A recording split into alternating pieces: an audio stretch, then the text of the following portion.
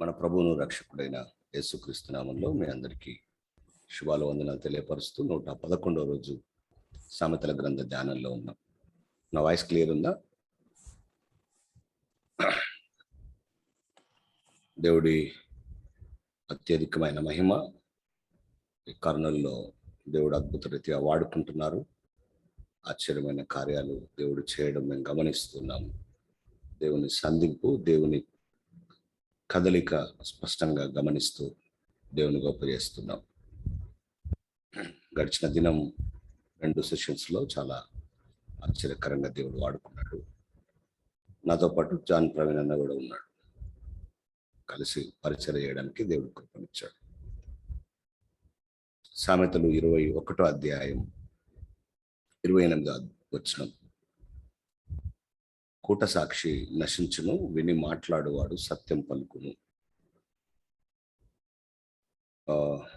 మనము ఈ కూట సాక్షి గురించి చాలా వచనాల్లో ఇదివరకే మనం ధ్యానించున్నాం. తప్పుడు సాక్ష్యం చెప్పే వాళ్ళ గురించి, లేనిది చెప్పే వ్యక్తుల గురించి మనం ఇదివరకు చాలాసార్లు చూసాం. సామెతలు 14:5లో కూట సాక్షికి అబద్ధాలు ప్రియాలు అని రాసి చదివారు. 19:5లో కూట సాక్షి శిక్ష నందకపోడు అని కూడా చదివారు. 19:9లో కూట సాక్షి శిక్ష నందకపోడు. 21:28లో కూట సాక్షి విని మాట్లాడతాడు కానీ సత్యం పలుకునని ఇప్పుడు చూస్తున్నాం. 12:17లో కూడా సామెతల గ్రంథంలో కూట సాక్షి మోసపు మాటలు పలుకుతాడని చూస్తున్నాం. సామెతలు 25:18లో కూడా కూట సాక్షి గురించి రాశారు. కూట సాక్షి అంటే లేని చెప్పడం, అబద్ధాలాడడం, ఫాల్స్ విట్నెస్, తప్పుడు మనిషి అని కూడా చెప్పొచ్చు. కాబట్టి ఈ తప్పుడు సాక్ష్యాలు, ఈ తప్పుడు సాక్ష్యం కలిగిన వ్యక్తులు సత్యము పలకరు, నశిస్తారు అని చెప్పాడు. నశించును అని చెప్పాడు. తెలియవు అనుకోవాలి, తెలిసిన విషయాలు మాత్రమే మాట్లాడాలి. కొన్నిసార్లు మనం వేరే వ్యక్తుల గురించి మాట్లాడేటప్పుడు అన్ని మనం తెలుసు అన్నట్టుగా, తెలియని కూడా తెలుసు అన్నట్టుగా మాట్లాడతాం. పుట్ట సాక్ష్యం దేవుడు ఒప్పుకోడు. ఒకరోజు దేవుడి దగ్గర ఆ సాక్ష్యాన్ని బట్టి కూడా నిలబడాలి అనే మాట మీకు అర్థం కావాలని ఆశిస్తున్నాను. దేవుని బిడ్డలు చాలాసార్లు కూట సాక్ష్యం కలిగిన వారిగా ఉన్నారు.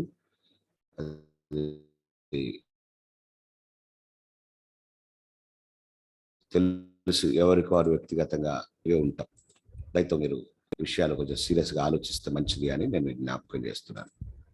దేవుని పిల్లలు ఎట్టి పరిస్థితుల్లో కూడా కూట సాక్ష్యాలు కలిగిన వారిగా ఉండొద్దు. అబద్ధపు సాక్ష్యాలు, లేనివి చెప్పే సాక్ష్యాలు, చూడనివి చూసినట్టు, విననివి విన్నట్టు, జరగనివి జరిగినట్టు చెప్పే సాక్ష్యాలు.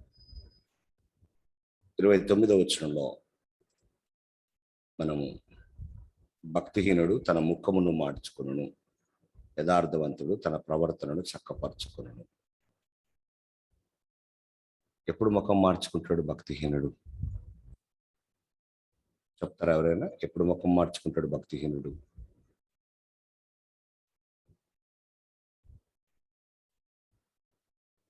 వినబడుతుందని నేను చెప్పేది? భక్తిహీనుడు ఎప్పుడు ముఖం మార్చుకుంటాడు?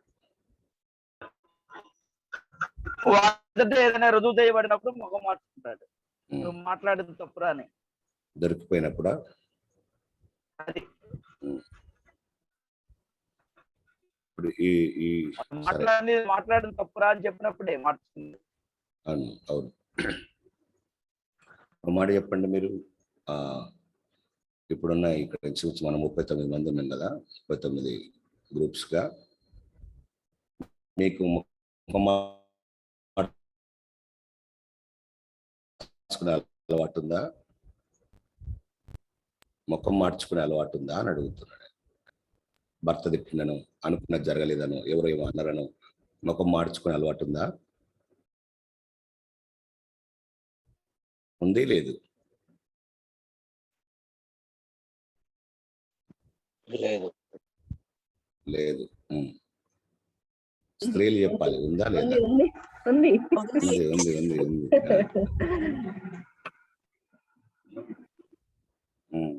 ఉందా లేదా భవాని? ఉందన్నా. ఉంది. కొంతమంది భర్తలు ఇబ్బంది పడుతారు, ఏందే చర్చికి పోతావు, ఎప్పుడు చూడు ముఖం మార్చుకొని కూర్చుంటావు ఎందుకే అంటున్నారు. కొంతమంది ఏదో ఇంట్లో పోయినట్టు, ఏదో సొమ్ము పోయినట్టు, వాళ్ళే చచ్చిపోయినట్టు ముఖం మార్చుకుంటారు.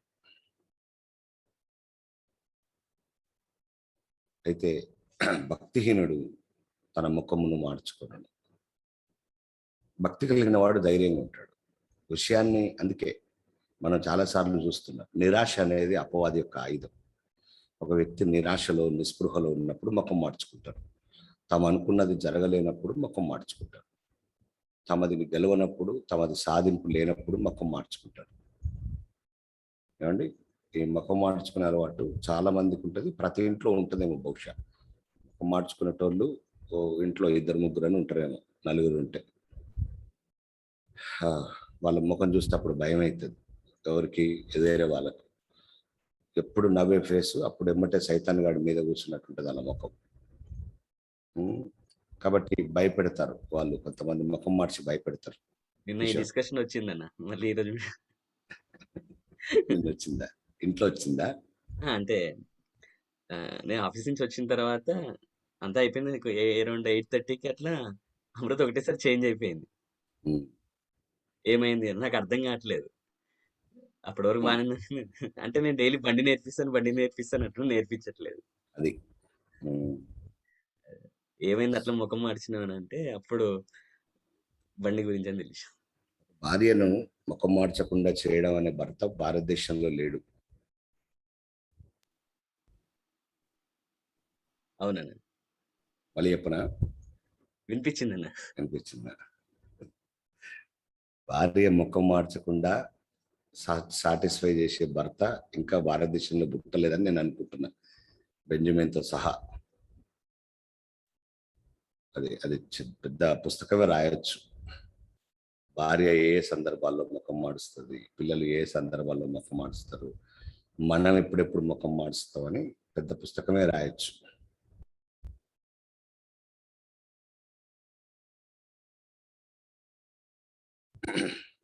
ఇది విషయం కాదు.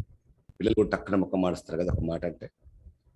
చిన్న పిల్లలే, పెద్ద జ్ఞానం లేని చిన్న వయసు నుంచే టక్కున ముఖం మార్చడం అలవాటు అయిపోయింది. ఎందుకు ఆ ముఖం మార్చుకొని కూర్చున్నాం అంటే ఏదో కారణం చెప్తారు. అల్టిమేట్ గా కారణం ఏంటి అంటే వాళ్ళు అనుకున్నది సాధించలేదు, లేదా వాళ్ళు అనుకున్నది దొరకలేదు, వాళ్ళు సంతోష పెట్టలేదు అనే ఒక కారణం ఏంటో ఒకవేళ. ప్లీజ్, అది భక్తిహీనతను సూచిస్తుంది. అందుకే నేను చాలాసార్లు చెప్పాను, మీరు ముఖం మార్చి ఇప్పుడు ఎట్లయిపోయారంటే ముఖం మార్చితేనే సాధిస్తాం అనుకుంటారు. ఎందుకట్లా డల్లుగున్నావు, ఏమైంది, ఎందుకు అట్లున్నావు, ఏమైంది, ఎందుకు అట్లున్నావు అని 10 సార్లు అడిగి ఏం లేదు, అట్లేం లేదు అమ్మ, ఏం లేదంటే నేను అమ్మను, ఏదో ఉంది చెప్పవా ఏమన్నా అన్నా నిన్ను, ఏమైంది ఏంటంటే శశివన్నీ చేసి మళ్ళీ వచ్చి మాట్లాడతావు అంటారు. ఏం చేసినా అని ఈయన అంటాడు. ఈయన తెలవనట్టు, ఈయన పెద్ద యాక్టర్. అంటే ఏం చేసినావు నీకు తెలియదా, నువ్వేం చేసినావో అని అంటది. నాకు తెలిస్తే నిన్నెందుకు అడిగితే చెప్పు ఏం చేసినా అని మళ్ళా అడిగించుకొని ఓహో దానికా అనేసరికి మళ్ళీ డబల్ ముఖం మాడుస్తుంది. ఇప్పుడు ఎందుకు అంటే 2 సార్లు చెప్పినా కూడా నీ రెస్పాన్స్ పాజిటివ్గా లేదు కాబట్టి. లేదండి, మీ రైట్, ఒక భార్యగా, ఒక పిల్లలుగా మీ రైట్. విషయాన్ని ఎక్స్ప్లెయిన్ చేయండి, మీరు అర్థం చేసుకోండి. ఈ ముఖం మార్చాల్సిన పరిస్థితి ఎందుకు వస్తుందో మీరు అర్థం చేసుకోండి, ఎక్స్ప్లెయిన్ చేయండి, మీ ఇంపార్టెన్స్ ఏంటో మాట్లాడండి. అలా జయించడం ఈజీగా ఉంటుందేమో అని నా ఉద్దేశం. వాస్తవానికి సబ్జెక్టు డైవర్ట్ అయింది. ఒరిజినల్గా అక్కడ ముఖం మార్చే విధానం వేరు, కానీ ఎందుకో మరి నేను జస్ట్ టచ్ చేయాలని అనుకుంటా ఉన్నాను. బైబిల్ ఏమంటుందంటే అందరూ మార్చరట, కొందరే మారుస్తారట. వారెవరు అంటే భక్తిహీనులు అని రాస్తున్నాడు. భక్తిహీనుడు ముఖం మారుస్తాడు, యథార్థవంతుడు తన ప్రవర్తన చక్కపరుచుకుంటాడు. చూసారా, ఇది చాలా స్పష్టమైన యాంగిల్ అండి ఇది. ఇప్పుడు సో కొన్నిసార్లు పాస్టర్లు కూడా బాధపడతారండి విషయంలో. ఏదైనా విషయము విశ్వాసాలను చేసిరనుకోండి, ముఖం మారుస్తారు. తల్లిదండ్రులు పిల్లల్ని, లేకుంటే భర్త భార్యను, భార్య భర్తని చెప్పారనుకో ముఖం మారుస్తారు. కానీ ముఖం మార్చకుండా ఏం చేయొచ్చు అని అంటే ఇక్కడ చెప్తున్నాడు, యథార్థవంతుడైతే తన ప్రవర్తనను చక్కబరుచుకుంటాడు అని చెప్తున్నాడు. సరే సరే, థ్యాంక్ యూ డాడీ, నేను మార్చుకుంటా అంటే అయిపోతుంది అక్కడ. సరే అండి, ఇంకోసారి అలా అలా రాకుండా చూద్దాం, అయిపోతుంది అక్కడ. గద్దింపు నీ దగ్గరకు వచ్చినప్పుడు, ఒక కరెక్షన్ నీ దగ్గరకు వచ్చినప్పుడు, నీ ప్రవర్తన చక్కబరుచుకోవడం బైబిల్ చెప్తుంది. నీ ప్రవర్తన సరి చేసుకో అని బైబిల్ చెప్తుంది. కాబట్టి ముఖం మార్చుకొని అంటే మన ఇండియన్ కల్చర్లో అట్లా అలవాటైందండి. మన ఇండియన్ కల్చర్లో అట్లా అలవాటైంది. ఏ కల్చర్లో ముఖం మార్చుకోవడం, అలగడాలు చూడలే నేను.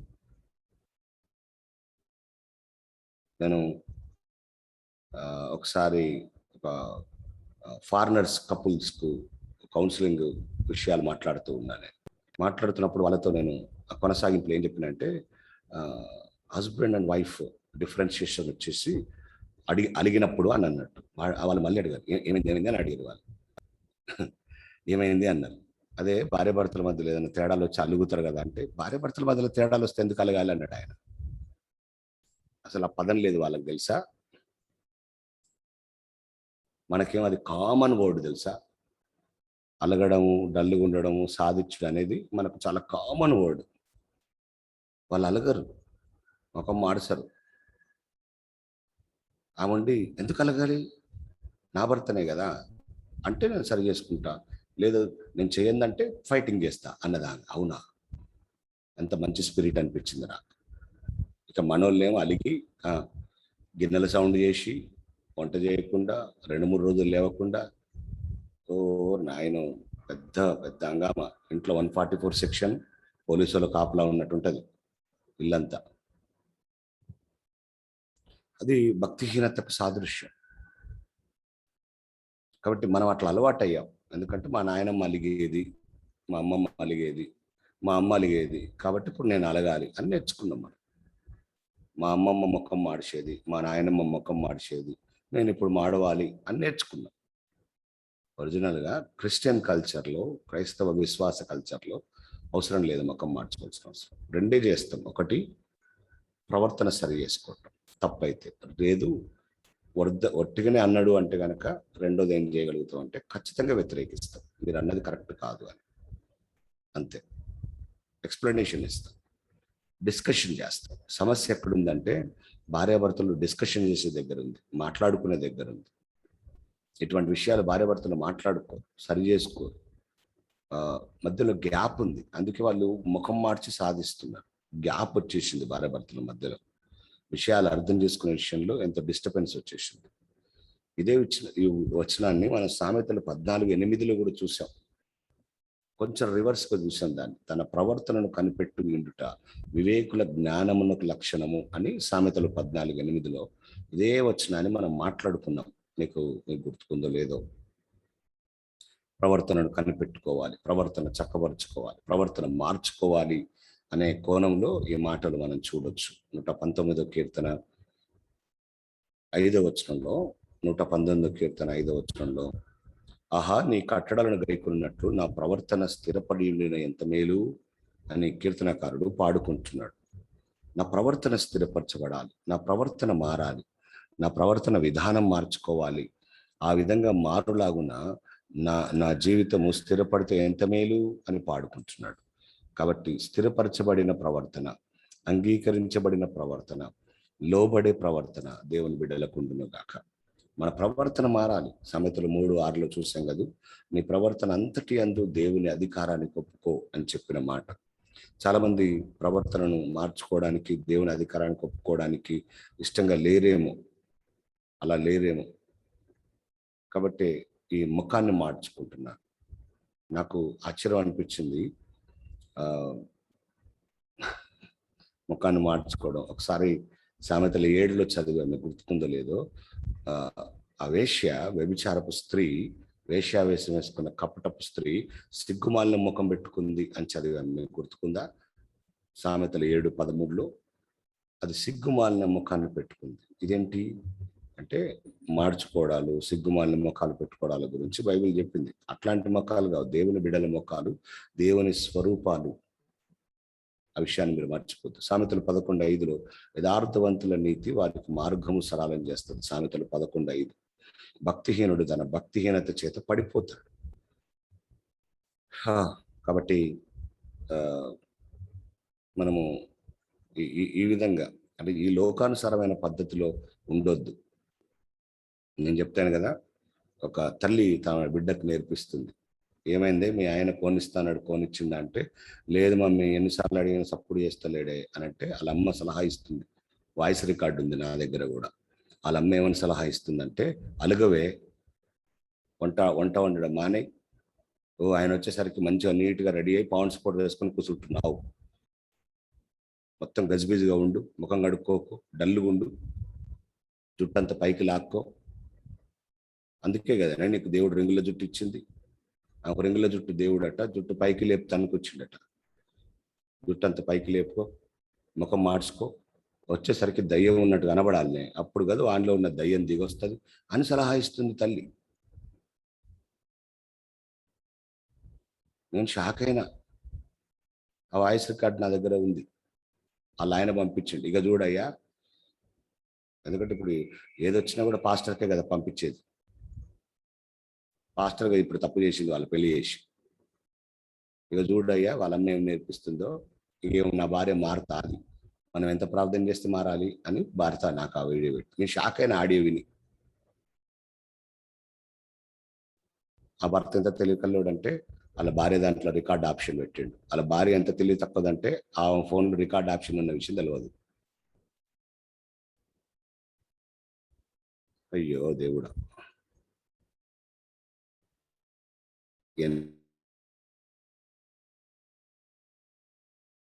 ఎన్ని వింటాం అనుకున్నారు మీరు రోజు ఇట్లాంటివి? ఎన్ని సంఘటనలు తెలుసు. ఒక తల్లి తన బిడ్డకు చెప్పాల్సిన మాటలు కావవు.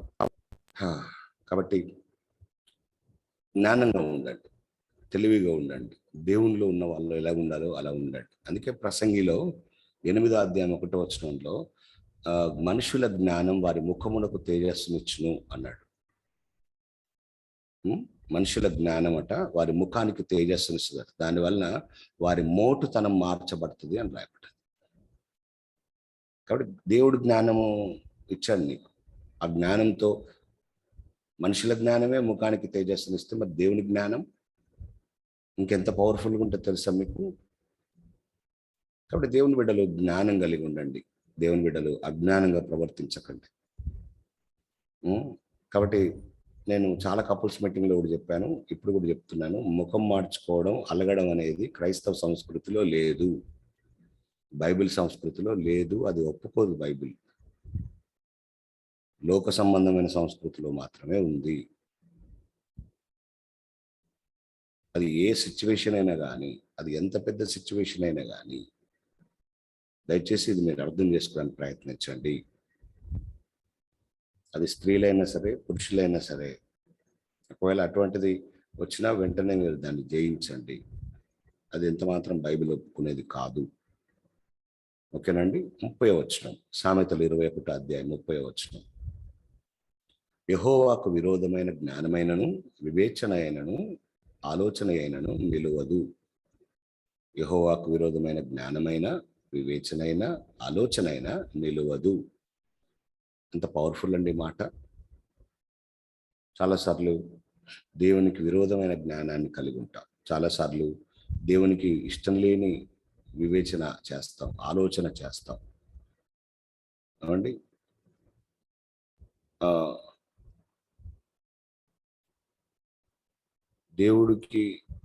దేవుణ్ణి అడగకుండా ఆలోచన ఏందది ఆ మాట? యెషయా గ్రంథం 30వ వచనంలో ఉంటుంది ఆ మాట. దేవుని చిత్తం తెలుసుకోవడంలో మనం చాలాసార్లు చెప్పుకున్న మాటే. నన్ను అడగక ఆలోచన చేయుదురు అన్నాడు. అసలు నువ్వు ఆలోచన చేయడానికి కూడా లేదు దేవునిలో కరెక్ట్గా ఉంటే. దేవుణ్ణి అడగాలి, అప్పుడు ఆయన ఆలోచన ఇస్తాడు ఎలా చేయాలో. ఆయన్ని అడగక ఆలోచన చేస్తే నీకు నష్టమే తప్ప నీకు ప్రయోజనం లేదు. అందుకే చాలా మంది దేవుణ్ణి అడగక ఆలోచన చేయక వాళ్ళ ఇష్టం వచ్చినట్టు ఆలోచన చేసి మనుషులను బట్టి పరిస్థితులను బట్టి ఆలోచన చేసి ఆఖరికి నష్టపోయారు. చాలా సార్లు కాదు, 100కు 100 సార్లు, 100%, 100కి 100% 100% మనుషుల ఆలోచన ఫెయిల్ అవుతుంది. అది మీకు తెలుసో లేదో. ఎందుకంటే మనకు రేపు ఏమవుతుందో తెలియదు, మనకి ఎల్లుండి ఏం జరుగుతుందో తెలియదు. నాకు తెలిసిన ఒకరిద్దరు ఈ కరోనా రాకముందుకు వ్యాపారం స్టార్ట్ చేశారు. నేను వాళ్ళని అడిగాను, మరి దేవుని చిత్తాన్ని గమనించారా, మీరు ముందుకెళ్ళొచ్చా అంటే, పర్వాలేదన్నా, దేవుడు ఎస్ అన్నట్టుగానే అనిపించిందని ప్రారంభించారు. పాపం కరోనా వచ్చింది. సమస్య ఏంటంటే వాళ్ళు పెట్టిన ఇనిషియల్ అమౌంట్ పెట్టుబడి కూడా లాస్ అయిపోయారు. లాస్ అయిపోవడమే కాకుండా అప్పులు మిగిలాయి. వాళ్ళు తెచ్చిన వస్తువులు దేనికి పనికి రాకుండా అయిపోయాయి. అయ్యో, ఎంత బాధాకరమైన విషయం అది. అందుకే తొందరపడకండి. చాలా విషయాల్లో నువ్వు దేవుని ఆలోచన వెతకాలి. అందుకే సామెతలు 19:21 సామెతల గ్రంథం 19వ అధ్యాయం 21వ వచనంలో మనం చూసాం. సామెతలు 19:21 నరుని హృదయంలో అనేకమైన ఆలోచనలు పుడతాయి, యెహోవా యొక్క తీర్మానమే స్థిరం. కాబట్టి నీకు కలిగిన ఆలోచన అంటల్లా పరిగెత్తడం మంచిది కాదు. దేవుని ఆలోచన వెతకకుండా నీ ఆలోచన ప్రకారం పరిగెత్తడం ఎంత మాత్రం మంచిది కాదు. ప్రియులారా, నేనేమంటానంటే, మనకు మాట్లాడే దేవుడు ఉన్నాడు, బయలుపరిచే దేవుడు ఉన్నాడు, తెలియపరిచే దేవుడు ఉన్నాడు. అసలు ఆ దేవుడిని మీరు ఎరిగారా? దేవుడు మాట్లాడతాడని మీకు తెలుసా? దేవుడు మీకు సహాయం చేస్తాడని తెలుసా? దేవుడు కార్యం జరిగిస్తాడని తెలుసా? చాలాసార్లు తొందరపాటులో మనం నష్టపోతున్నామేమో. యెషయా గ్రంథం 8వ అధ్యాయంలో 9-10 వచనాల్లో, యెషయా 8వ అధ్యాయం 9-10 వచనాల్లో, జనులారా రేగుడి, మీరు ఓడిపోదురు, దూరదేశస్తులారా మీరందరూ ఆలకించుడి, మీరు నడుము కట్టుకొని ఓడిపోదురు, నడుము కట్టుకొనినా ఓడిపోతారు. 10వ వచనంలో ఆలోచన చేసుకున్నాను, అది వ్యర్థమగును అని రాస్తాడు. ఎందుకు అని అంటే అది దేవునికి విరోధమైన ఆలోచన, అది దేవునికి ఇష్టం లేని ఆలోచన అని అక్కడ రాయబడ్డది. కాబట్టి చాలాసార్లు మన ఆలోచనలు దేవునికి ఇష్టమైన దాని ద్వారా దేవుడు మహిమపరచబడతాడా, దాని వెనకాల దేవుని ఉద్దేశం అలాగే ఉందా? నేను అంటాను, మనము దేవుని నమ్మిన ప్రజలం కదా, ఆ విధంగానే దేవుడు నిన్ను ధనవంతుని చేయాలనుకున్నాడా? ఆ విధంగానే దేవుడు నిన్ను పోషించాలనుకున్నాడా? ఆ విధంగానే దేవుడిని అప్పుడు తీర్చాలనుకున్నాడా అనేది కూడా మ్యాటర్స్. అర్థమవుతుందండి? నువ్వు ఒక వ్యాపారం పెట్టాలనుకున్నావు, నేను తప్పేం లేదు, అది తప్పుడు వ్యాపారం కూడా కాకపోవచ్చు, మంచి వ్యాపారమే. కానీ దేవుడు నిన్ను ఆ వ్యాపారం ద్వారా దీవించాలని ప్రణాళిక చేసి ఉంటేనే ఆ వ్యాపారంలో నువ్వు సక్సెస్ అవుతావు. ఏమండి? అలా కాకుండా దేవుడు దీన్ని దీవించే విధానం వేరైతే నువ్వు ఇంకొక విధానంలో వెళ్తే మ్యాక్సిమం ఫెయిల్ అయిపోతారు. చాలా మంది అలా ఫెయిల్ అయిపోయారు. కాబట్టి మనకిష్టమైనది మన ఆలోచనకు వచ్చింది చేయడం కాదు. మనుషుల హృదయాల్లో అనేకమైన ఆలోచనలు పుడతాయి, కానీ యెహోవా దినవృత్తాంతముల 2వ గ్రంథం 13వ అధ్యాయంలో, దినవృత్తాంతముల 2వ గ్రంథం 13వ అధ్యాయంలో, ఆలోచించుడి, దేవుడే మాకు తోడై మాకు అధిపతిగా ఉన్నాడు, మీ మీద ఆర్భాటము చేటకే బూరలు పట్టుకొని ఊగినట్టి అని మొదలు పెడతాడు. అక్కడ దేవుడు నాకు అధిపతిగా ఉన్నాడు. వాళ్ళు గమనించారండి దేవుడు వారికి అధిపతిగా ఉండడం.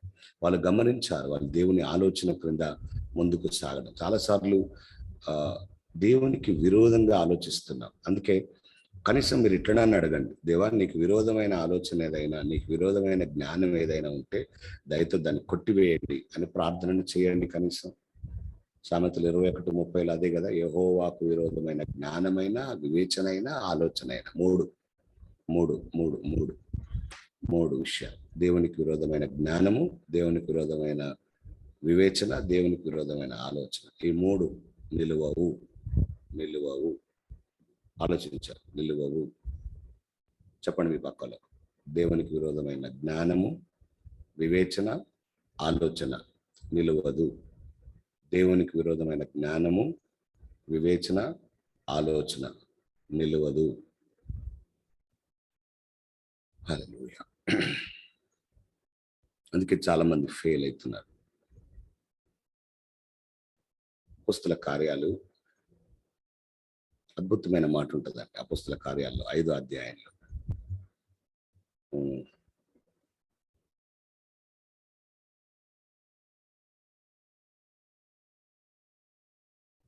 అపోస్తలను పట్టుకొచ్చారు. అపోస్తలను ఇక ఇంచుమించు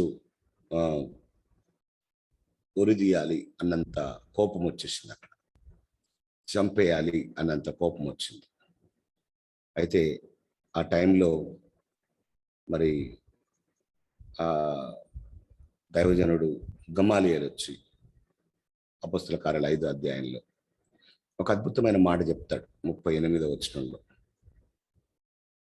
ఏమంటాడంటే, నేను మీతో చెప్పినది ఏమనగా, ఈ మనుషుల జోలికి పోక వారిని విడిచిపెట్టండి.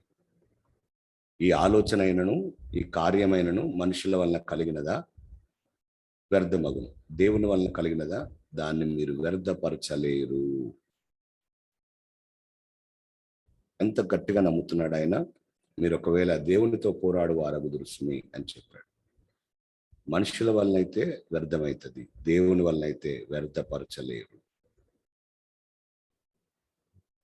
కాబట్టి దేవునికి విరోధంగా, దేవుని ఆలోచనకు విరోధంగా కాదండి. మరి మీరు అనొచ్చు, అలా ఎట్లా తెలుసుకుంటాం, కష్టంగా ఉంది కదా అంటే, అదే అందుకే దేవునితో సహవాసం చేయాలి. అందుకే దేవుని నడిపింపుని కోరుకోవాలి. ఈ లోక సంబంధమైన మనుషులకు ఆధారం లేదు కాబట్టి వాళ్ళు ఎలాగైనా వెళ్తారు. మనం పరసంబంధులంగా క్రీస్తుని నమ్మిన వారిగా మన ఆధారం దేవుడై ఉన్నాడన్న విషయం మనం మర్చిపోవద్దు. అందుకే కొరింథీ మొదటి పత్రికలో చూడండి 3వ అధ్యాయంలో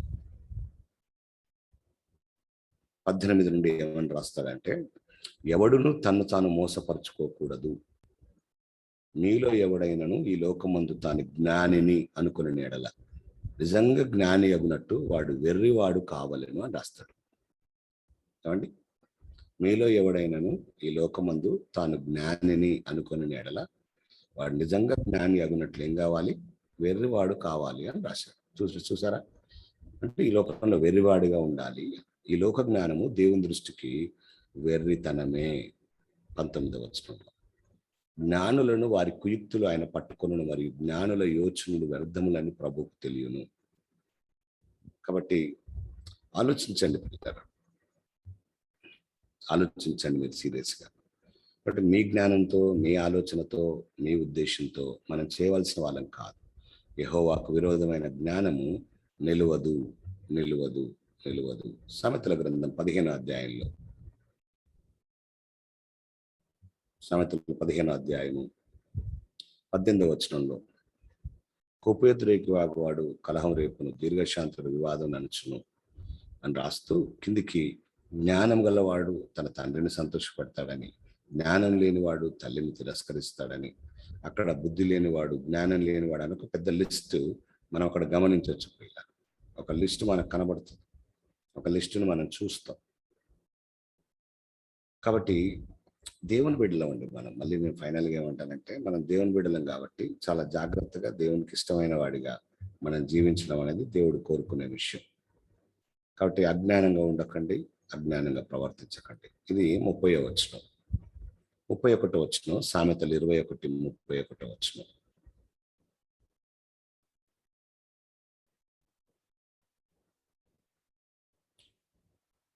ఓకే, నా వాయిస్ క్లియర్ ఉందా? ఓకే, పర్ఫెక్ట్ అండి, పర్ఫెక్ట్. రైట్. సామెతలు 21:31, యుద్ధ దినమునకు గుర్రములను ఆయత్తపరచుట కద్దు, కానీ రక్షణ యెహోవా ఆధీనము. ఎంత ఆశ్చర్యమైన విషయం. యుద్ధ దినమునకు గుర్రములను ఆయత్తపరచుట కద్దు, కానీ రక్షణ యెహోవా ఆధీనము అని రాస్తున్నాడు. అంటే యుద్ధం వచ్చినప్పుడు గుర్రాలను సిద్ధపరుస్తాం. ప్రాక్టికల్ విషయం మీరు ఆలోచించండి. యుద్ధానికి సైన్యాన్ని సిద్ధపరుస్తాం, కానీ మరి రక్షించేది ఎవరు? ఎంత అద్భుతంగా దేవుడే. చెప్తున్నాడు. సొలొమోన్ రాజు, ఆయన రాజుగా ఉండి ఈ మాట చెప్తున్నాడు. మీకు అర్థం కావాలి. ఆయన ఏమంటుండంటే గుర్రాలను సిద్ధపరుస్తాం పరిగెత్తడానికి, సైన్యాన్ని సిద్ధపరుస్తాం, కానీ నిజంగా ఇవి రక్షిస్తాయా? దేవుడే రక్షించాలి అని చెప్తున్నాడు ఆయన. రక్షణ యెహోవా ఆధీనము అని రాస్తాడు. అందుకే మీకు గుర్తుకుందిగా డైలాగు, సమూయేలు మొదటి గ్రంథం 17వ అధ్యాయం 47వ వచనంలో ఒక మంచి డైలాగ్ ఉంటుంది. ఎవరైనా బైబిల్ చూడకుండా చెప్తారా? మొదటి సమూయేలు 17:47 అనా? యుద్ధం యెహోవాదే. యుద్ధం యెహోవాదే. ప్రభు చరణాల కోసం చప్పలు కొట్టండి గట్టిగా. అయ్యో.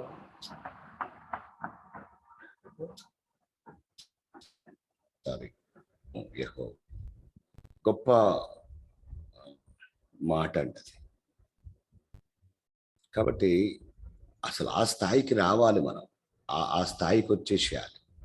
అక్కడ అద్భుతమైన మాట ఉంటుంది. నేను మీకోసం చదువుతాను. అపోస్తలు క్షమించాలి, సమూయేలు మొదటి గ్రంథం 17:47లో, అప్పుడు యెహోవా కత్తి చేతను ఈట చేతను రక్షించువాడు కాడని ఈ దండు వారందరూ తెలుసుకుందరు, యుద్ధము యెహోవాదే. ఆయన కత్తి చేత ఈట చేత రక్షించేవాడు కాదు. అందుకే మనం నమ్ముకోవాల్సింది కత్తిని కాదు, మనం నమ్ముకోవాల్సింది గుర్రాలని కాదు. మనం ఎంతవరకు చేయగలుగుతాం అంటే, మీరు గమనించండి, మీకు అర్థమవుతుందేమో. మనం ఎంతవరకు చేయగలుగుతాం అంటే, రాతి బాణలలో నీళ్లు నింపే అంత చేయగలుగుతాం. దేవుడు ఏం చేయగలుగుతాడంటే ఆ నీళ్లను ద్రాక్షరసంగా మార్చేటట్లుగా చేయగలడు. ఆమేన్. హల్లెలూయా. లార్డ్. మీరు గమనిస్తారా? నీళ్లు విలువైనయా, ద్రాక్షరసం విలువైందా? మనలాంటి వాడు అనుకున్నాడంట, అరే నేను నీళ్ళు వేయకుంటే ఆయన ద్రాక్షరసం చేయ, మీరేమంటారు? అంటే నీళ్లు పోస్తేనే ద్రాక్షరసం చేయగలడా? నీళ్లు లేకుండా కూడా ద్రాక్షరసం చేయగలడా? ఆయన నీళ్లు లేకుండా కూడా చేయగలడు. చేయగల సమర్థుడు ఆయన. కాకుంటే ఏంటంటే నువ్వు ఫీల్ అవుతావని నీళ్లు పోయమంటాడు ఆయన, అంతే. ఎందుకంటే దేవుడు సృష్టి నుంచి, మీరు కనుక ఆదాము నుండి ఆలోచించగలిగితే, దేవుడు మానవుని కలుపుకొని పనిచేస్తున్నాడు. మానవుని కలుపుకొని ఈ లోకంలో దేవుడి కార్యాలు జరుగుతున్నాయి. దేవుడు వాడుకుంటాడు అలాగే. లాజర్ సమాధి దగ్గరికి వచ్చి రాయిని తీయుడి అన్నాడు ఆయన. ఈ రాయి తీయండి అన్నాడు.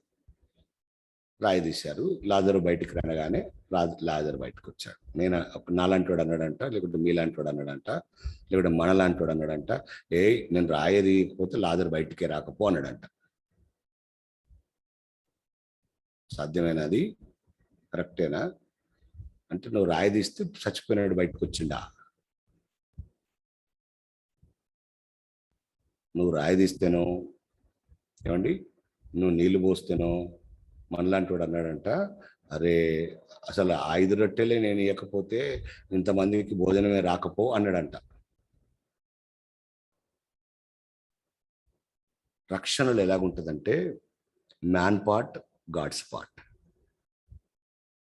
దేవుని కార్యాలు ఎలాగుంటాయంటే, మనిషిది దేవునిది.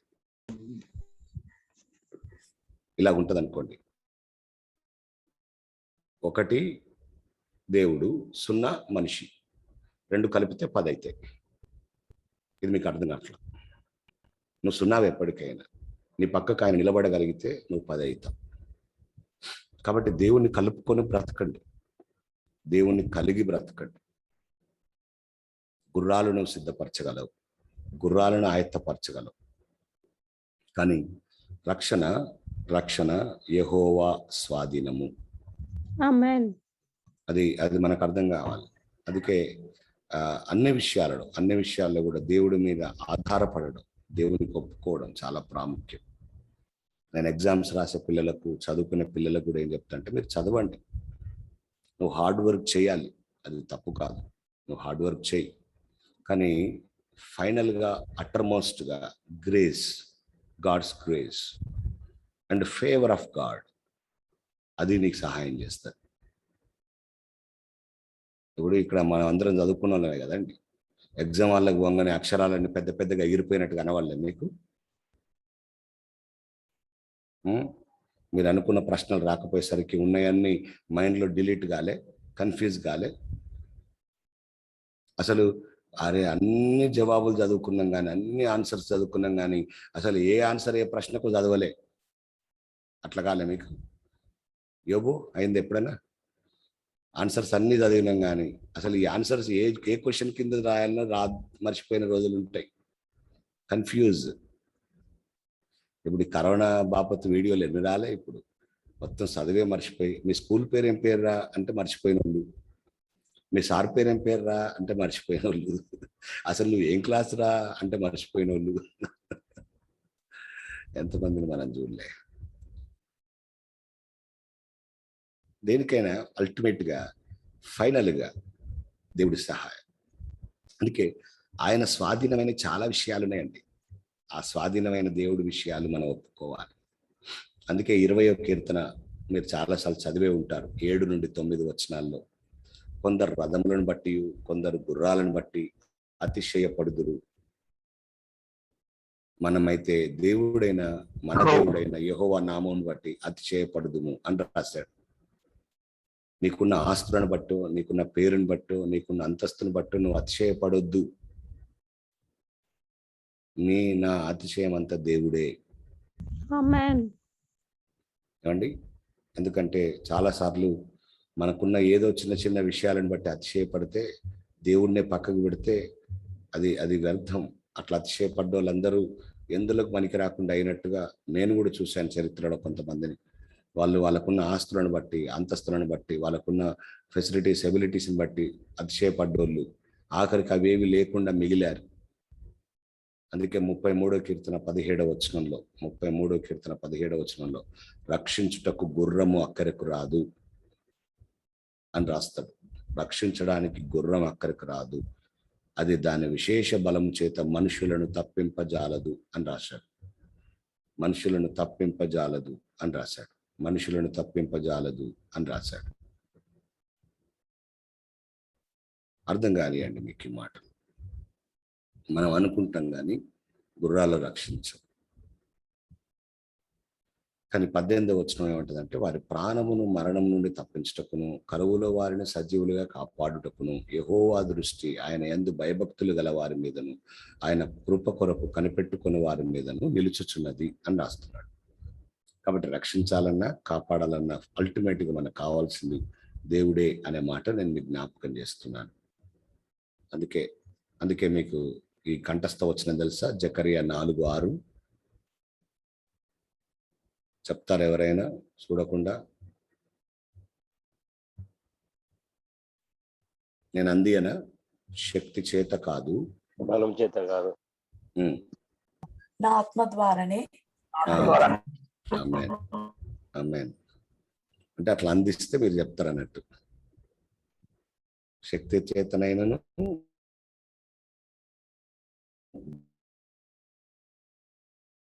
బలము చేతనైనను కాదు, దేవుడు తన ఆత్మ ద్వారా చేస్తాడు కదా. స్ట్రక్ అవుతున్నట్టుంది కదా? నా వాయిస్ స్ట్రక్ అవుతుందా? స్ట్రక్ అవుతుంది గారు అప్పుడప్పుడు. నాకైతే క్లియర్గా ఉంది. స్ట్రక్ అవుతుందన్నా? ఎక్కువ అవుతుందా? కొంచెమైనా? సెకండ్స్, ఒక 1 సెకండ్ 2 సెకండ్ లైట్ గా. నేను బయట కూర్చున్నాను మరి, యాక్చువల్గా సిగ్నల్ కూడా బాగుంది. ఏం కాదండి, అసలు నేనైతే అంత పెద్ద అనిపించట్లేదు, ఏదన్నా లైట్ గా ఉంటుండొచ్చు. రైట్.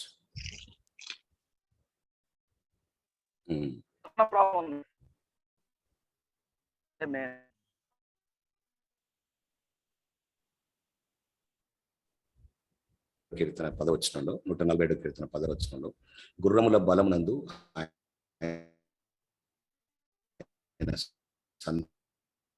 సంతోషించాడు, నరుల కదా. కాబట్టి యుద్ధానికి గుర్రాలను మనం ఆయత్తపరచొచ్చు, కానీ రక్షణ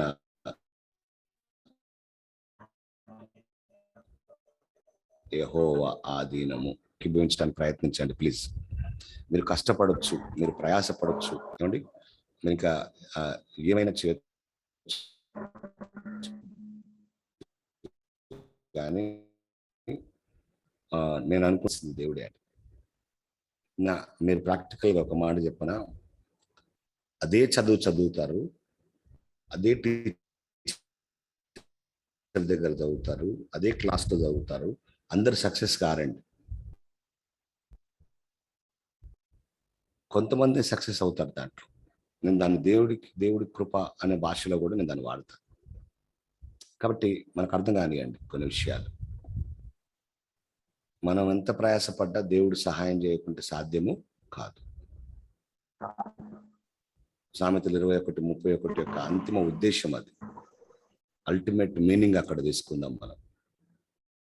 మనం ఎంతైనా ప్రయత్నం చేయొచ్చు. పిల్లలు, నేను మిమ్మల్ని నిరాశపరచట్లే, మీరు ప్రయాసపడండి. మీ శక్తి వంచన లేకుండా మీరు చదవండి, వినండి, నేర్చుకోండి. ఇవన్నీ చేస్తూ ఫైనల్గా మీరు ఏం చేయాలి అంటే దేవుని మీద ఆధారపడాలి. అంత చదివి మీ మీద మీరు ఆధారపడితే అది ఓవర్ కాన్ఫిడెన్స్ అవుతుంది. దేవుని మీద ఆధారపడితే అది గ్రేస్ అవుతుంది. కాబట్టి నేను పిల్లలకు కూడా ఈ సలహా ఇస్తున్నాను, దయచేసి మీరు దీన్ని పాటించండి. ఇలాగా మనము 21వ అధ్యాయాన్ని ముగించాం.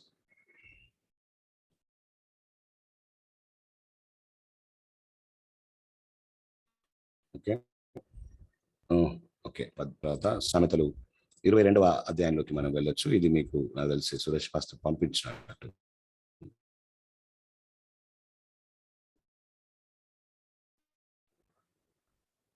సురేష్ గ్రూప్స్లో పెట్టినట్టుంది మీరు. సరే, సామెతలు 22వ అధ్యాయంలో 29 వచనాలు ఉన్నాయి. మరి ముఖ్యంగా మంచివారు, జ్ఞానము, న్యాయము అనే విషయాలు కనబడతాయి. ఈ యొక్క 22వ అధ్యాయం దృష్టిని నిలిపి కాపాడువాడైన క్రీస్తు అని మనకు తెలియస్తుంది. 22వ అధ్యాయాన్ని మనము 18 భాగాలుగా విభజించాం. ఈ 18 భాగాలు ఏంటి అనేది మీకు షేర్ చేయబడుతుంది కాబట్టి మీరు అక్కడ చూడండి. ఏమండి, షేర్ చేసామండి, దాన్ని షేర్ చేశారా? Right, thank you. గ్రూప్స్ లో పెట్టి. అలాగే మీకు 21వ అధ్యాయం ప్రశ్నలు కూడా పంపించబడతాయి. ఆన్సర్లు రాసి పంపించండి. ఒకవేళ మీకు ఆన్సర్లు రాయడం ఇబ్బంది అనిపిస్తే ఆన్సర్లు కూడా పంపించబడతాయి. ప్రశ్నలు ఆన్సర్లు చూసి రాసి పంపించండి. Okay, right. ఎందుకంటే చాలా మంది పంపించట్లేదు. అది కూడా ఇబ్బంది అయితే నేను ప్రింటర్ చేసి మీకు ఇస్తాను, మళ్ళీ సంతకం పెట్టి నాకు ఇవ్వండి. ఓకేనా? పైన మీ పేరు రాసి కింద సంతకం చేసి ఇవ్వండి. అంటే నా బాధ అంతా అదే అన్నట్టు, మీరు మీ ఇన్వాల్వ్మెంట్ ఉండాలి అని. చాలా మంది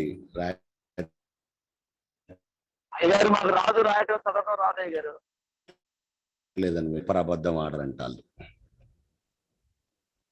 అన్నా. పౌలనే అన్నాడు అన్నా, చదువు రాదు రాయడం రాదు అంటున్నారు. మీరు ఎగ్జామ్షన్, మీరు పర్లేదు. మిమ్మల్ని మేము స్పెషల్ స్టూడెంట్ కింద చూస్తున్నాం అన్నా. మీరు జాయిన్ కావడమే మాకు సంతోషం. వాక్యం గుర్తుంచుకొని కొన్ని చెప్పగలుగుతానే గారు, చూడకుండా కంటే తక్కువ వచ్చింటాయి కదా. పర్లేదు అన్న, పర్లేదు. మీరు జాయిన్ కావడమే సంతోషం అన్న. పర్లేదు, ఇబ్బంది ఏం లేదు. ఓకే, సరే అండి. ఓకే, మనకున్న ఇంకొక 15 minutesలో సామెతలు 22:1 వచనం జాగ్రత్తగా వినాలి మాట మీరు. గొప్ప ఐశ్వర్యం కంటే మంచి పేరు, వెండి బంగారం కంటే దయ కోరదగినవి. ఇది లోకం ఒప్పుకోవట్లేదండి. మంచి పేరు లోకం ఒప్పుకోవట్లేదు. లోకం ఏదో ఒప్పుకుంటే చెప్పండి మీరు? ఐశ్వర్యమా మంచి పేరా? ఐశ్వర్యం. వానికి మంచి పేరుంది తెలుసా అంటే మన దగ్గర ఎన్ని పైసలు ఉన్నాయి చెప్పు. పేరు లేని దగ్గర పైసలు ఉన్నా కూడా వాన్నే గొప్ప చేస్తారు. ఏం చేశారంటే పేరున్నా పోయినా, మనుషులు ఏం చేస్తారంటే పేరున్నా పోయినా సరే ఏం చేస్తారు? వాళ్ళు ఐశ్వర్యం సంపాదించుకోవాలని చూస్తున్నారు. అందుకే బైబిల్ చాలా ప్రాక్టికల్గా మనల్ని నడిపించేదిగా, ప్రాక్టికల్గా మనల్ని బోధించేదిగా మనకు కనబడుతుంది. మీకు అర్థం కానివ్వండి. సరే, నేను ప్రాక్టికల్గా మిమ్మల్ని అడుగుతున్నాను, మీకు మంచి పేరు కావాలన్నా ఐశ్వర్యం కావాలన్నా? రెండు కావాలనకండి. మీకు చాలా మీరు జ్ఞానవంతులు కాబట్టి రెండు కావాలని మీరు టక్కున అంటారు. అలా అనకుండా కొద్దిమంది మాట్లాడండి, కొద్దిమంది చెప్పండి. ఐశ్వర్యం కంటే మంచి పేరు మీకు కావాలా, లేదా ఐశ్వర్యమే కావాలా? మంచి పేరే కావాలి. మంచి పేరే లేకుంటే ఐశ్వర్యంతో పాటు వచ్చే చెడ్డ పేరు వద్దు, మంచి పేరుతో ఉండే కొంచెమైనా చాలు అని ఎంతమంది చెప్పగలరు? ఎస్. ఎస్. ఎస్ అని చెప్తాం, కానీ ప్రాక్టికల్ గా మీకు ఏం తెలుసు అన్న మా బాధలు, మా అవసరాలు, మా కష్టాలు అని కూడా మళ్ళీ అక్కడ పేరు పోతుందేమో కదా. ప్రాక్టికల్ గా చాలా టఫ్. ప్రాక్టికల్ గా కష్టం. మంచోని బుద్ధి ఎక్కడ బయటపడుతుంది అంటే తెలుసా? మీరు చెప్పండి. మంచివాని బుద్ధి ఎక్కడ బయటపడుతుంది? ముక్క దగ్గర బయటపడుతుంది. ఎక్కడ బయటపడుతుంది? ముక్కల దగ్గర బయటపడుతుంది. ముక్క దగ్గర, మాంసం ముక్క దగ్గర, మాంసం ముక్క దగ్గర బయటపడుతుంది. వాడి వాళ్ళ ఇంట్లో తిననట్టు ఇంకా కొంచెం నల్లి బొక్కేయి అంటాడు కదా. ఏవురా గంట ఇట్ట దులుపుతున్నాయింది రావు, ఇంకో గంట అంటాడు.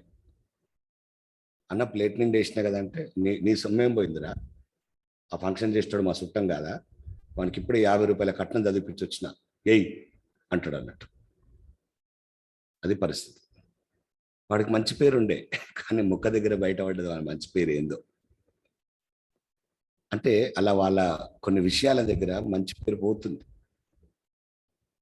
అసలు ఎంత అద్భుతమైన మాట అంటే, ఈ మాట నేను యేసుప్రభు నమ్మిన కొత్తలో చదివినప్పుడు నాకైతే చాలా చాలా విచిత్రం అనిపించింది. అబ్బా, దేవుడు మంచి పేరు కోరుకుంటున్నాడు ఐశ్వర్యం కంటే కూడా. మీకు అర్థమవుతుందా? మీరు అర్థం చేసుకోగలుగుతున్నారా? గొప్ప ఐశ్వర్యం కంటే, మంచి పేరును వెండి బంగారముల కంటే దయ కోరదగింది. అందుకే మీరు లోకంలో చూడండి, చాలా మందికి మంచి పేరు ఉన్న దగ్గర డబ్బులు ఉండవు, డబ్బులు ఉన్న దగ్గర పేరు ఉండదు. అట్లా జరిగిపోతుంది. అంటే అలాగనే ఇంకా నేను స్టేట్మెంట్ కంప్లీట్ చేయలేదు, మీరేం ఇబ్బంది పడకండి. మంచి పేరుండి డబ్బులు ఉన్నోళ్ళు కూడా ఉన్నారు, డబ్బులుండి మంచి పేరున్న వాళ్ళు కూడా ఉన్నారు, నేను లేరని చెప్పట్లా. కానీ ఎక్కువ మెజారిటీ మంచితనం ఉన్న దగ్గర డబ్బులు ఉండవు, మంచితనాన్ని ప్రేమించే వాళ్ళ దగ్గర డబ్బులు ఉండవు. కాబట్టి నేనేమంటానంటే, వాక్యం ఏం చెప్తుందంటే మన ప్రయారిటీ ఏంటి? ఒక మాట చెప్పనియండి నన్ను, నీ పేరుని చెడగొట్టుకొని డబ్బు సంపాదించకు అనేది నా ఉద్దేశం. నీ పేరు పోగొట్టుకొని డబ్బు సంపాదించకు అనేది మనం ఆలోచించగలిగితే మంచిది. అర్థమవుతుంది కదండి. కొంతమంది పేరు పోగొట్టుకొని కూడా డబ్బు సంపాదిస్తున్నారు, వాళ్ళ క్యారెక్టర్, వాళ్ళ బిహేవియర్ వదిలిపెట్టుకున్నారు. నేను కొంతమందిని ఎరుగుదును, వాళ్ళు ఖచ్చితంగా జీవించారు కొన్ని రోజులు, ప్రాణమైనా పెట్టడానికి ఇష్టంగా ఉన్నారు పేరు కోసం, మంచి బ్రతుకు కోసం. కానీ రాను రాను ఏమైపోయిందంటే వాళ్ళు కూడా పడిపోయారు లోకంలో. పేరుంటే కడుపు నిండుతుందా అన్న? మంచి పేరుతో కడుపు నిండుతుందా? డబ్బులుంటే కడుపు నిండుతుంది అని వాళ్ళు మంచి పేర్లు ఉన్నా లేకున్నా పర్వాలేదు, కానీ మాకు డబ్బులు కావాలి, మాకు డబ్బులే ఉండాలి అన్నట్టుగా ప్రవర్తిస్తున్నారు కొంతమంది. లోకంలో వాస్తవమే ఉండొచ్చు, పేరుంటేనే, మంచి పేరుంటేనే డబ్బులు, మంచి పేరుంటేనే కాదు, సారీ, లోకంలో డబ్బులుంటేనే పేరు లేదా విలువ అనేది లోకంలో మనం గమనించవచ్చు. కానీ బైబిల్ ఏం చెప్తుంది? గొప్ప ఐశ్వర్యం కంటే మంచి పేరును వెండి బంగారం కంటే దయయు కోరదగింది అని దేవుడు వాక్యం స్పష్టంగా మాట్లాడుతుంది.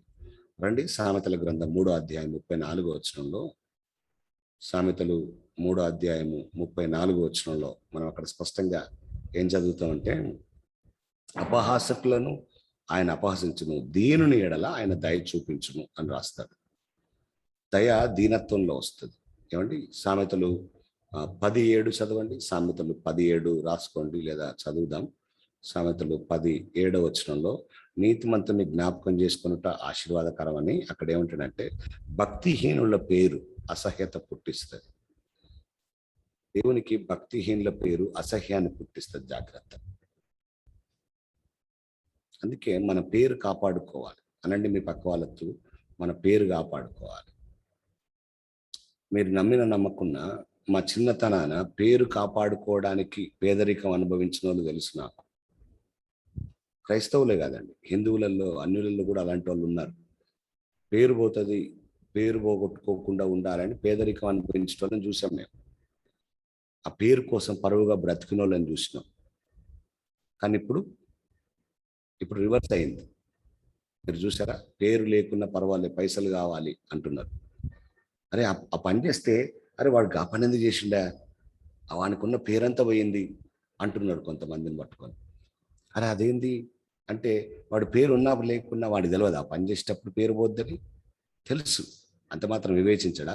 నేను ఈ పని చేస్తే నా పేరు పోతుంది, ఈ పని చేస్తే నాకు చెడ్డ పేరు వస్తుంది అని తెలియదా? తెలుసు. కానీ వాడికి ఆ చెడ్డ పేరు వస్తే వచ్చింది, వస్తుందో రాదో తెలియదు, వస్తే వచ్చింది. కానీ నాకు ఇప్పుడు అవసరం తీరాలి, నాకు డబ్బులు రావాలి అనుకున్నాడు ఆయన. సేవకుల్లో కూడా ఈ మనసు లేదా శ్రీనివాస్ గారు? మంచి పేరు లేకున్నా పర్వాలేదు, ఐశ్వర్యం కావాలి, ఐశ్వర్యం కావాలి, ఐశ్వర్యం కావాలి. ఎక్కువ శాతం ఉన్నారు. చాలా మంది పేరు పోయింది కదా, పోయిందండి. ప్రారంభంలో ఉన్నట్టుగా లేరు. ఇప్పుడు ప్రారంభంలో ఉండే పేరు లేదు, ప్రారంభంలో ఉండే జీవితం లేదు. ఇప్పుడు ఏమని చెప్పాల్సి వస్తుంది? ఒకప్పుడు మంచి పేరు ఉండే వాళ్ళకు అని చెప్పాల్సి వస్తుంది. మారిపోయింది సబ్జెక్ట్. ఒకప్పుడు మంచి పేరు వాళ్ళకి, ఇప్పుడు కాదు. ఎందుకంటే వాళ్ళ ఐశ్వర్యం వెనకాల పరిగెత్తి పేరుని కూడా పోగొట్టుకున్నారు. నేను ఇంకొక మాట అడుగుతాను, అంటే మంచి పేరుంటే డబ్బులు ఉండవా? ఉండవంటారా? ఉంటే అలా అనడానికి ఏం లేదు, అలా అనడానికి ఏం లేదు, ఉంటాయి ఖచ్చితంగా. కాబట్టి మంచి పేరు, దయ కోరదగినది. మనం కోరుకోవాల్సింది ఐశ్వర్యం కంటే, వెండి బంగారం కంటే మంచి పేరు, దయ. అందుకే మీరు చూడండి, ప్రసంగి గ్రంథం 7వ అధ్యాయానికి రండి.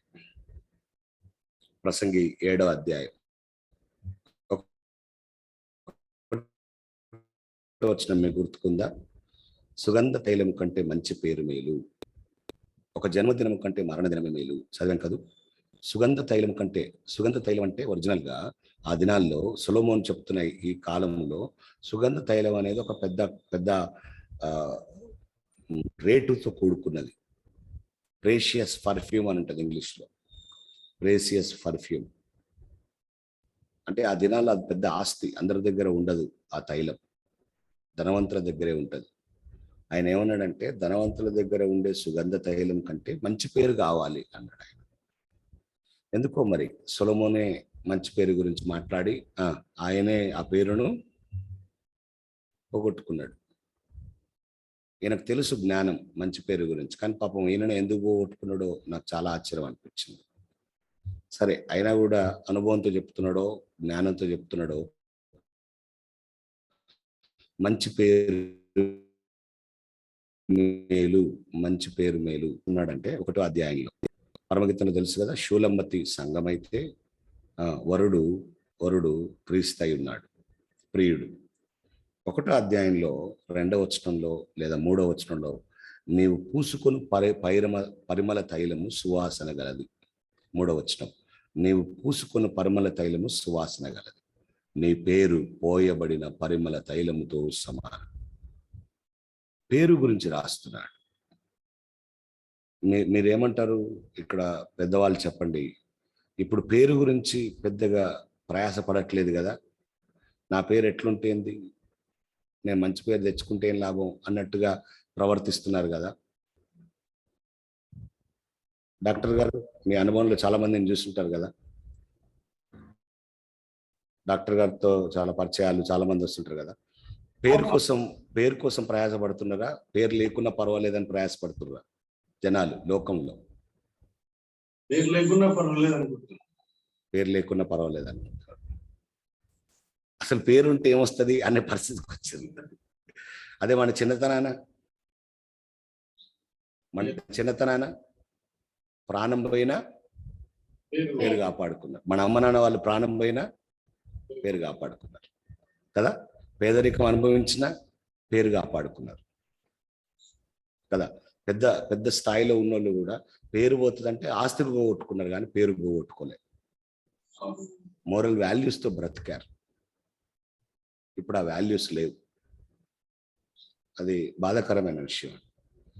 కాబట్టి పిల్లలకి ఇప్పుడు మనం ఏం నేర్పించాలి? పేరు పోగొట్టుకోవద్దు, ఆస్తి పోగొట్టుకున్నా సంపాదించవచ్చు అని చెప్పాలి. ఒక్కసారి లైఫ్లో పేరు పోతే మళ్ళీ తిరిగి సంపాదించుకోవడం చాలా కష్టం.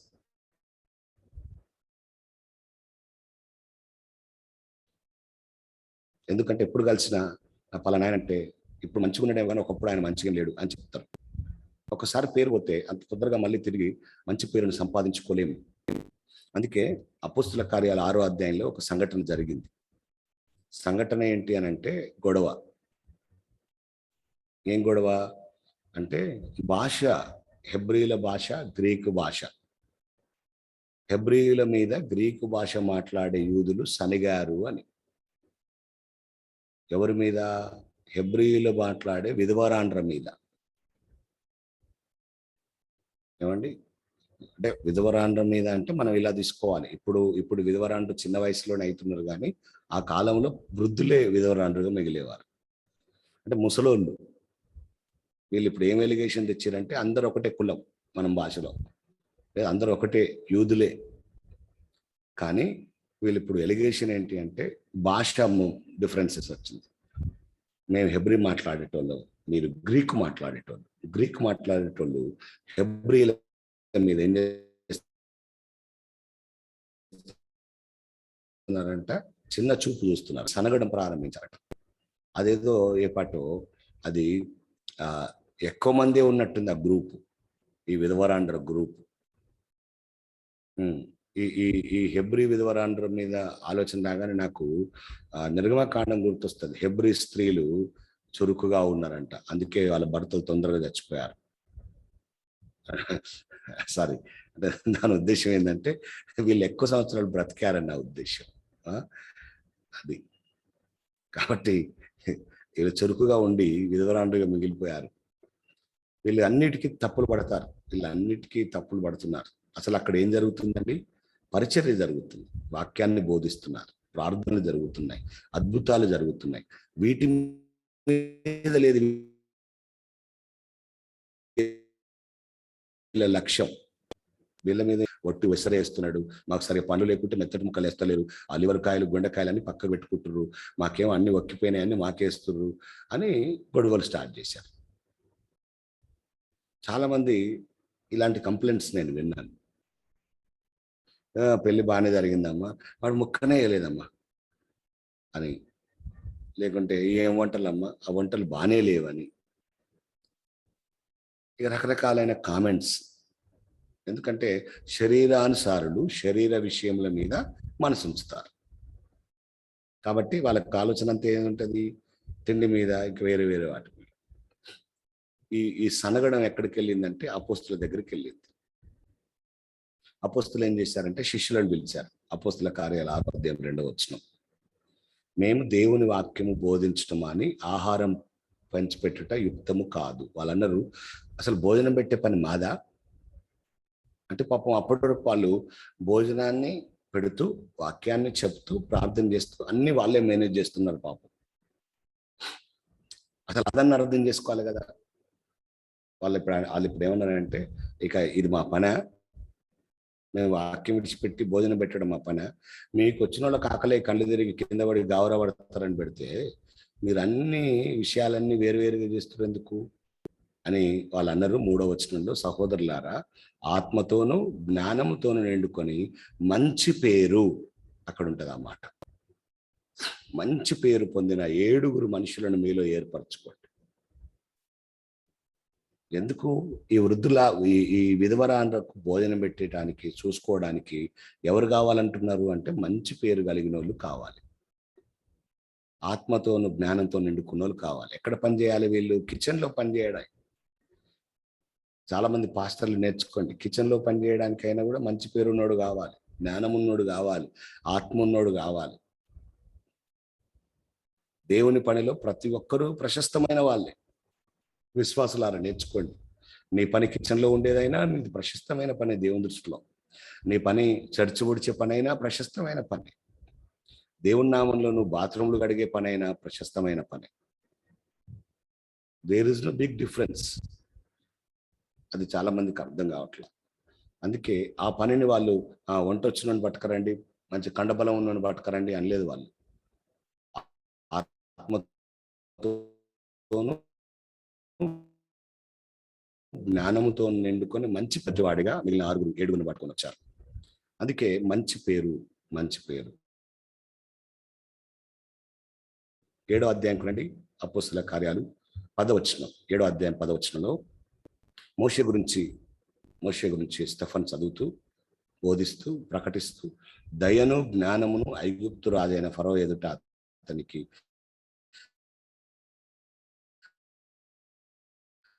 అనుగ్రహించిన జ్ఞానమును ఐగుప్తు రాజైన ఫరో ఎదుట అతనికి అనుగ్రహించినందున ఫరో ఐగుప్తునకు తన ఇంటికంతటికి అతని అధిపతిగా నియమించను అని చెప్తాడు.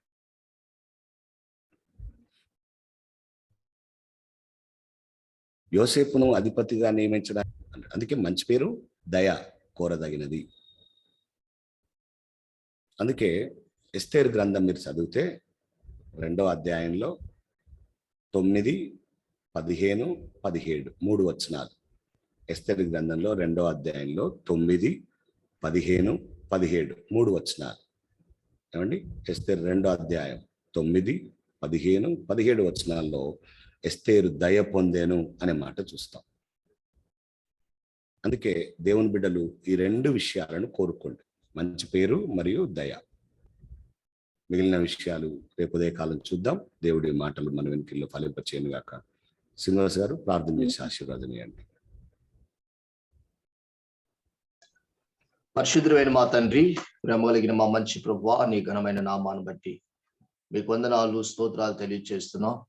మా జీవితాల్లో మరో నూతన దినాన్ని ప్రసారించి ఉదయకాల సమయంలో బెంజమిన్ అన్న ద్వారా, దేవతని మీ దాసుని ద్వారా పలకబడిన ప్రతి మాటను బట్టి మీకు స్తోత్రాలు తెలియజేస్తాం. మీరు మమ్మల్ని ఎంతో ప్రేమిస్తా ఉన్నారు, మా జీవితాలను ప్రేమిస్తున్నారు. మా జీవితాలని ప్రభువా మీరు సరిచేయటానికి, సరిదిద్దటానికి, మంచి స్థితిలో ఉండి మీ నామాన్ని కనపరచడానికి మీరు పలుకుతున్న ప్రతి మాటను బట్టి మీకు స్తోత్రాలు తెలియజేస్తున్నాం. దేవా, సామెతల గ్రంథములు తండ్రి నాయన, మరి 21వ అధ్యాయం ఈ పూటకి నాయన పూర్తవడానికి, 22వ అధ్యాయం ప్రారంభం కావడానికి మీరు కృపనిచ్చారు. దేవా, మీరు మాట్లాడిన ప్రతి విషయాన్ని బట్టి మీకు స్తోత్రాలు తండ్రి. అబద్ధ సాక్ష్యాలు, తప్పుడు సాక్ష్యాలు దేవా, మరి నీ రక్తములో కడగున్నటువంటి బిడ్డలంగా మేము తండ్రి వాటిని మాట్లాడుకోకుండా దేవా, మా యొక్క మాటలు జాగ్రత్తగా ఉండడానికి మీరు కృప చూపించమని ప్రార్థన చేస్తున్నాం. అంత మాత్రమే కాదు, ముఖం మార్చుకోవద్దని, ఆయన భక్తిహీనులు చేసే పనిని మీరు చెప్పారు. ఇవి తరచుగా మా కుటుంబాల్లో జరుగుతుంది అయినా, మరి వాటి విషయాల్లో కూడా మేము సరి చేసుకొని ముందుకు అడుగు వేయడానికి కృప చూపించను తండ్రి. నాయన నీ కొందనాలు. మీకు విరోధమైనటువంటిది జ్ఞానమైన, వివేచనైన ప్రభా మరి ఏది కూడా నిలవదని మీరు చెప్పారు. దయతోటి నాయన మీకు విరోధంగా తండ్రి మేము కాకుండా మీకు లోబడి జీవిస్తే ప్రభా అద్భుతమైనటువంటి జ్ఞానాన్ని, వివేచనను, ఆలోచన మీరు ఇస్తారని మీరు మాట్లాడుతూ వచ్చారు. దేవా నీ కొందనాలు. అలాగనే నాయన 22వ అధ్యాయంలో ప్రారంభంలోని మీరు మాట్లాడారు. మంచి పేరు నాయన మేము కలిగి ఉండాలని మీరు మాట్లాడారు. కాబట్టి మాకున్న సాక్ష్యాన్ని, మంచి పేరుని మేము పోగొట్టుకోకుండా దేనిని బట్టి కూడా, తిండిని బట్టి కానీ, ధనాన్ని బట్టి కానీ ప్రభా, మనుషులను బట్టి కాదు ప్రభా, మీ యొక్క నామాన్ని మహిమపరిచే విధంగా ఆ సాక్ష్యాన్ని కాపాడుకోవడానికి, పేరును కాపాడుకోవడానికి సహాయం చేయమని ప్రార్థన చేస్తున్నాం తండ్రి. మీ వందనాలు. మరి నీ సాక్షులుగా జీవించడం కృపను దయచేయమని, విత్తబడిన మాటలు తిరిగి మరలా మేము ఆలోచించుకొని మంచి నిర్ణయాలు తీసుకొని ముందుకు అడుగు వేయడానికి కృప చూపించమని మీ దాసుని దీవించండి. గత 2 రోజులుగా కర్నూలులో మీరు అద్భుతంగా వాడుకుంటున్నారు. అందుని బట్టి మీకు స్తోత్రాలు. అలసట ఉంది, దయతోటి మంచి ఆరోగ్యాన్ని మీ దాసునికి ప్రసారించి దేవ ఈ దినము కూడా మీ సేవలు అక్కడ వాడబడవలసి ఉంది. సహాయం చేసి మీ నామానికి మహిమ తీసుకొచ్చుకోండి. రాకపోకల్లో, ప్రయాణాల్లో మీరు సహాయం చేయమని ప్రార్థన చేస్తూ స్తుతిస్తూ ఈ వేదిక మీద ఉన్నటువంటి ప్రతి ఒక్కరిని కూడా దేవం మీ దయగలిగిన స్థానికి ఎత్తి పట్టుకుంటూ చేసిన ప్రార్థనలు, వాక్య పరిచర్య దీవెనికరంగా మీరు ఉంచినందుకే నీకు స్తోత్రాలు తెలియజేస్తూ తిరిగి రేపు ఉదయ కాలంలో మేము కలుసుకొని ప్రభా మీ నామాన్ని గణపరచడానికి కావలసిన కృపని అనుగ్రహించమని యేసు నామములో అడుగుచున్నాను మా తండ్రి, ఆమేన్. మన పరమ తండ్రి యొక్క ప్రేమ, యేసుక్రీస్తు యొక్క కృప, పరిశుద్ధాత్మని యొక్క అన్యోన్య సహవాసము చేరవచ్చిన మనకున్న సకల పరిశుద్ధులకు ఆయన వాక్యమునకు విధేయులై వాక్య ప్రకారంగా జీవించడానికి ఇష్టపడిన ప్రతి వ్యక్తికి, లోబడటానికి ఇష్టపడిన ప్రతి వ్యక్తికి దేవుని కృప సమాధానము తోడేయండి నడిపించునుగాక. ఆమేన్. ఆమేన్.